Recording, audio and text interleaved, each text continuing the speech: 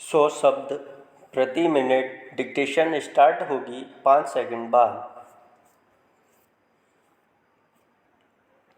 Start. भाइयों और बहनों, आज मुझे बड़ी प्रसन्नता है कि हमारे बड़े बड़े कृषि वैज्ञानिक और कृषि विशेषज्ञ अपने अनुसंधानों के सार राष्ट्रभाषा हिंदी में प्रस्तुत करने के लिए पूरे देश से यहाँ एकत्र हुए हैं। मैं तो हमेशा ही कहता रहा हूँ कि किसानों तक नई जानकारी उनकी ही भाषा में पहुँचाई जा सकती है।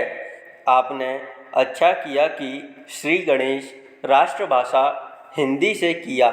मैं तो चाहूँगा कि सभी भारतीय भाषाओं में राष्ट्रीय कृषि सम्मेलन आयोजित किए जाएं, ताकि सभी क्षेत्रों के किसानों को पता चले कि उनके लिए इस देश के कृषि वैज्ञानिक कितनी मेहनत से नई नई किस्में और तकनीकें निकाल रहे हैं। अब से 3 दिन बाद हम नए वर्ष में प्रवेश करेंगे। मुझे बताया गया कि सन 1995 के वर्ष को यूनेस्को ने सहनशीलता का वर्ष घोषित किया हुआ था। शायद भारत में इसके बारे में ज़्यादा चहल पहल या चर्चा नहीं हुई, क्योंकि भारत देश और भारतीय लोग तो हैं ही सहनशील। इसमें भी सबसे ज़्यादा सहनशील हैं किसान। आप खुद हिसाब लगा लो, हर तरह से भारत का किसान संसार का सबसे सहनशील प्राणी सिद्ध होगा।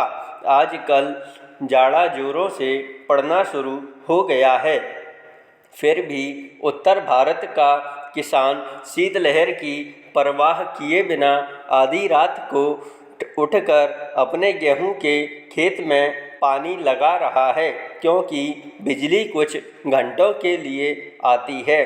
किसान ठंड सहकर फसल उगाएगा और फसल पकते पकते गर्मियां शुरू हो जाएंगी, तो जेठ की तपती धूप में वह खेतों में कटाई व मड़ाई का काम करेगा।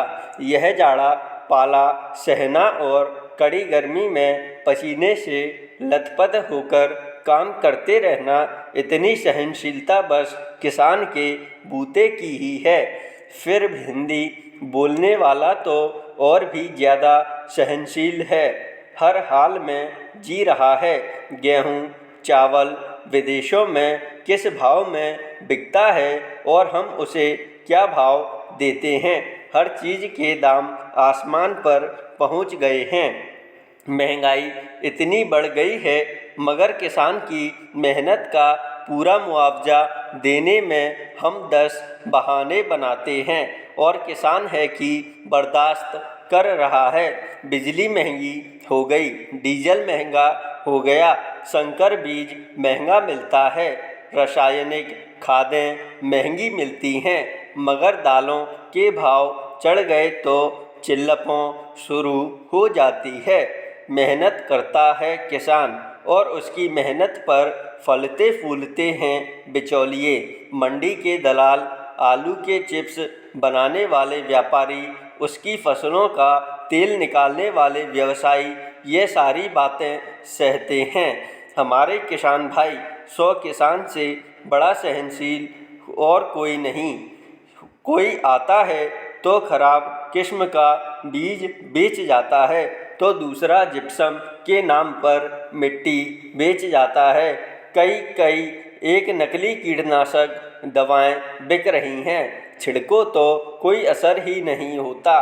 किसान बेचारा सब कुछ सह रहा है। मैं समझता हूँ कि यहाँ जो कृषि वैज्ञानिक हिंदी में अपने शोध प्रस्तुत कर रहे हैं, वे भी बड़े सहनशील होंगे। स्टॉप।